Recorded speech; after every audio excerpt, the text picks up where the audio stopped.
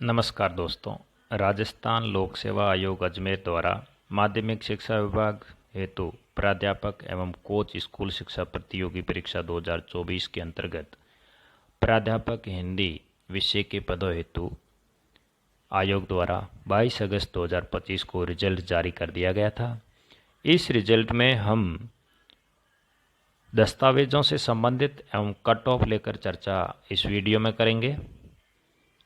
तो जो इस विचारित सूची में लगभग पदों के 2 गुना अभ्यर्थियों को अस्थायी रूप से सम्मिलित किया जाता रहा है, यहाँ लगभग 900 के करीब अभ्यर्थियों को इस विस्तारित सूची में शामिल किया गया है। तो अपन सर्वप्रथम आयोग में जो रिजल्ट जारी किया गया उसके साथ में कुछ दिशा निर्देश दिए गए हैं जो प्रत्येक अभ्यर्थी को ध्यानपूर्वक पढ़कर उसके अनुरूप आगे की कार्यवाही संपादित की जानी चाहिए। तो इस हेतु सबसे पहले बारीकी से इन शर्तों व नियमों को अपन पढ़ते हैं, फिर आगे की बात करेंगे।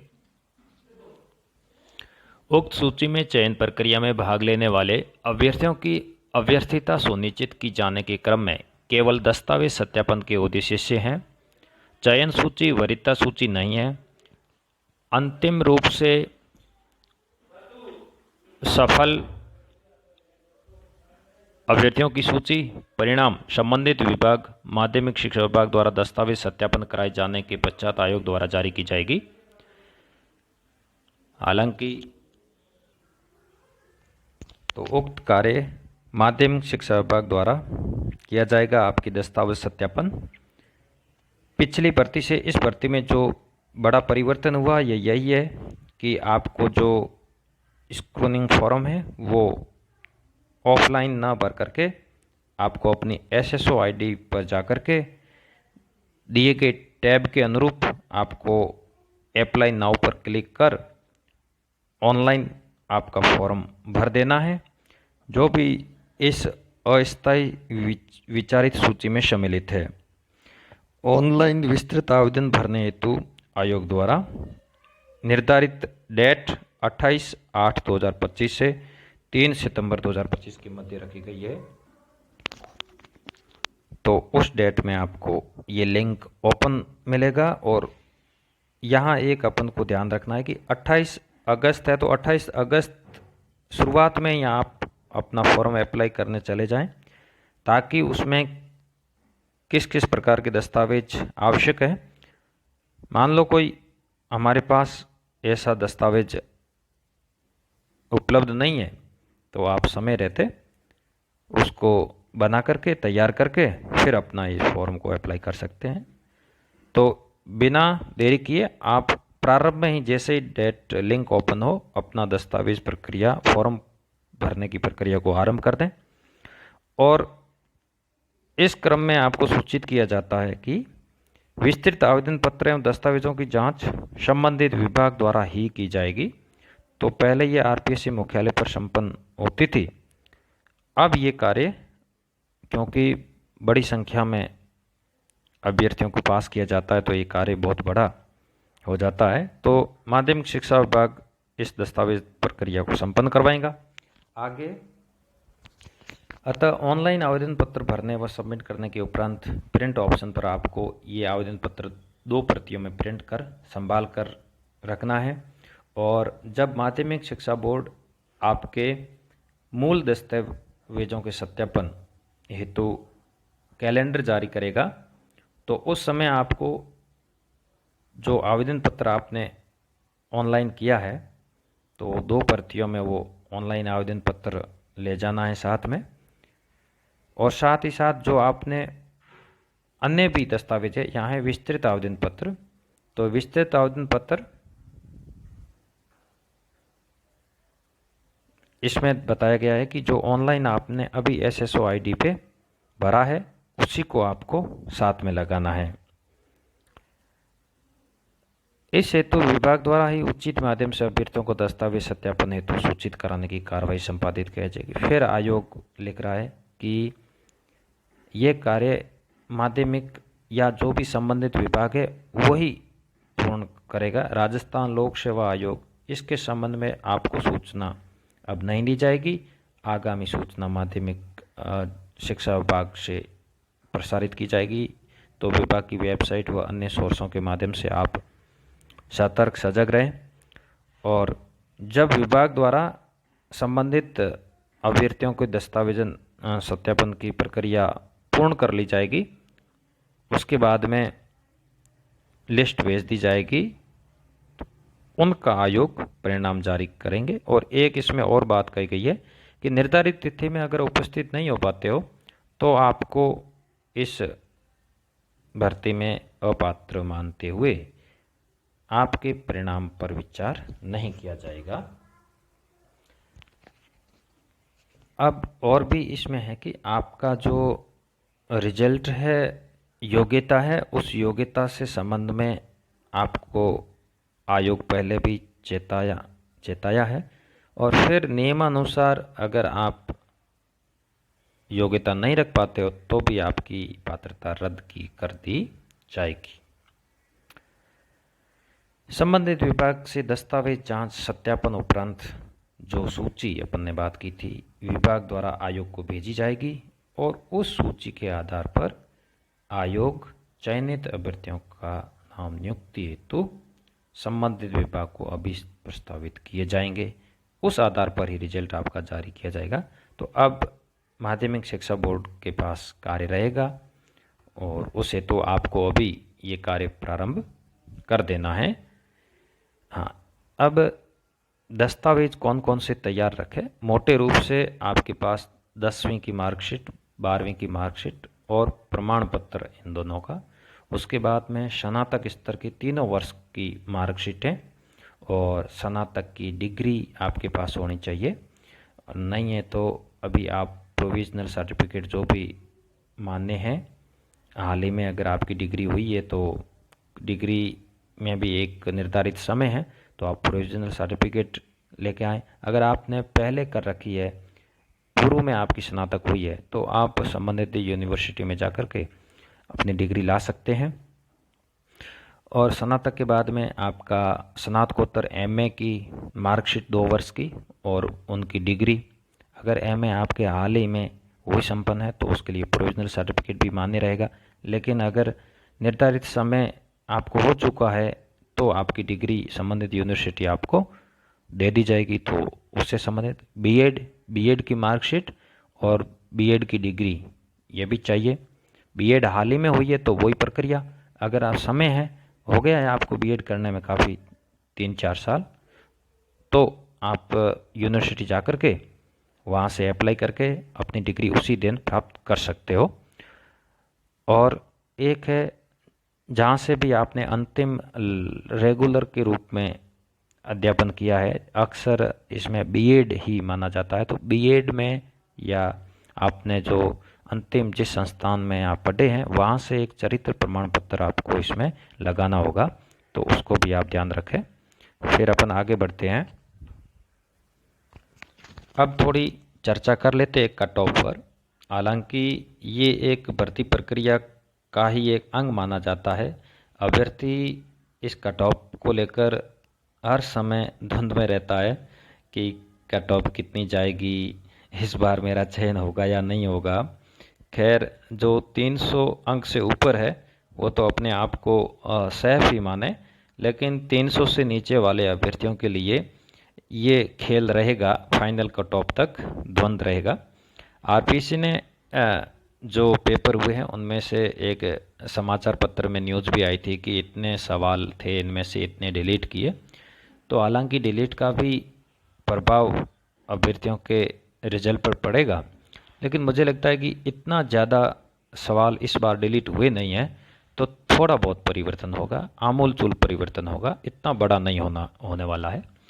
तो सरसरी नज़र से देखें तो 2 गुणा की 279 कट ऑफ रही है, बहुत कम कट ऑफ रही थी। इतनी कट ऑफ शायद 2 गुणा की किसी ने नहीं बताई थी। हाँ, 280 रह सकती है, ऐसा मेरा मानना था।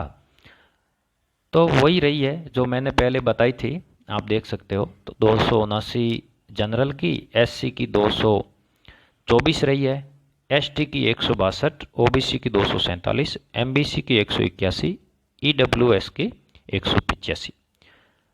अब पहले वाली भर्ती की बात करें तो 313 के लगभग ओबीसी और 319-20 के करीब जनरल की रही थी। वो कट ऑफ तो इस भर्ती में रहनी नहीं है, क्योंकि जो फर्स्ट पेपर था उसमें अधिक अभ्यर्थी क्वालिफाई नहीं हो पाए। तो मुझे लगता है कि जो कट ऑफ रहनी चाहिए वो जनरल की 300 से 305 तक अधिकतम जाएगी। यहाँ लगभग अगर अपन बात करें कि कितने पोस्टें हैं, तो पोस्टें टोटल 350 थी, जिसमें 88 जनरल के अंतर्गत आती है और उसके साथ में ही ओबीसी की 51 पोस्ट हैं। तो मुख्य रूप से ज़्यादा द्वंद्व तो जनरल और ओबीसी को लेकर ही रहता है। बाकी अन्य कैटेगरी की कट ऑफ इतनी ज़्यादा नहीं रह पा, मतलब नहीं चर्चा में रहता है विषय यह।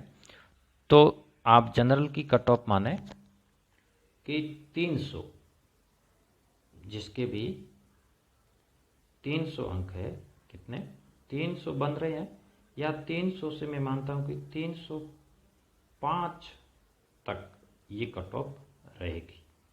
कितनी रहेगी? 300 अंक से ऊपर 305। अब अपन थोड़ा विश्लेषण करें कि ओबीसी की कट ऑफ क्या रहेगी। अगर मान लो 305 से ऊपर 88 जनरल में, जिसमें सारे कैंडिडेट है 305 से ऊपर, ये संभवतः मैं मानता हूँ कि बिल्कुल इससे कम जा सकती है, ज़्यादा नहीं जाएगी। ये पक्का, जितना भी मैंने विश्लेषण किया है, बाड़मेर के अभ्यर्थी काफ़ी मेरे टच में हैं, अन्य में भी है, तो 305 से ऊपर जनरल में सिलेक्शन है। अब 305 माने तो ओबीसी के कैंडिडेट भी इस डबल में कुछ है, तो आप मान लो कि 280 ओबीसी की रहने वाली वो कट ऑफ नहीं रहेगी। ओबीसी की कट ऑफ मुझे लगता है इस पेपर जो क्वालिफाई नहीं हो पाए उसकी वजह से 295 अंक वाला ओबीसी में सेफ है। 295 प्लस, ये कट ऑफ 295 प्लस नहीं रहेगी, इससे नीचे आ सकती है। 288 से लगा करके 295 तक ये कट ऑफ जाएगी, ऊपरी सीमा है 295। फिर अन्य कैटेगरी में तो अभी 224 है, तो आप मान लीजिए कि 2 गुना में इन्होंने पास किया, ज़्यादा कैटेगरी में नहीं पास हो किया है। जनरल में ज़रूर कैंडिडेट ज़्यादा है, तो ये 305, आपको पता है कि जनरल में जितने पोस्ट थे उतने गुना इन्होंने पास किए हैं। तो उस हिसाब से कितना भी आप विचार करो, कैसे भी करो, लेकिन बात यह है कि अंतिम कट ऑफ 305 से ऊपर नहीं जाएगी। फिलहाल देखते हैं, जो भी होगा वो फाइनल रिजल्ट में हो जाएगा। अब अपन ज़्यादा इस पर विचार नहीं करेंगे। एक आइडिया मोटा मोटा है, इसके अंदर है, वो बिल्कुल 101% सेफ मैं मान रहा हूँ। तो इसके साथ ही ये कट ऑफ रहेगी। और आगामी भर्ती है तो मैं आपको ध्यान आकर्षित करना चाहता हूँ कि न्यू किरण कोचिंग क्लासेज बाड़मेर के ऑनलाइन टेस्ट सीरीज चल रही है। शायद राजस्थान की महत्वपूर्ण स्तरीय व स्टैंडर्ड के मामले में बेजोड़ है। इसकी तुलना किसी भी टेस्ट सीरीज से नहीं की जा सकती, मैं दावे के साथ कह सकता हूँ।